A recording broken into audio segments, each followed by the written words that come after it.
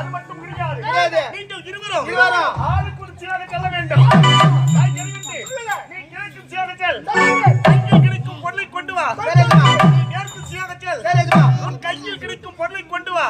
நீங்கள் இருவரும் கொண்டு வரும் பொருளில் முதல் பங்கு தலைவனுக்கு, இரண்டாவது பங்கு நீ எடுத்துக்க.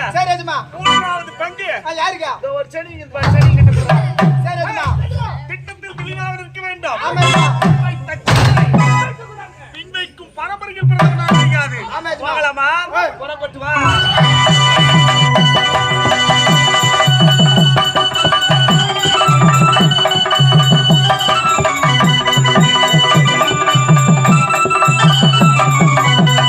நம்ம எஜமா என்ன சொன்னாரு? யாரு கொள்ளடிச்சாலும் அந்த ஆழமத்தான் நிக்குன்னு சொன்னாரு. ஆமா நீ கொள்ளடிக்கிற முதல்ல இங்க நிக்கிற. நான் கொள்ளடிக்கிறேன். நான் நிக்கிறேன். ஆமா வை. நம்ம இருவரும் சேர்ந்து நம்ம எஜமான பார்க்கணும். ஆமா வை. நமக்கு முன்ன எஜமா கொள்ளடிச்சு போனாருல்ல. ஆமா. நம்ம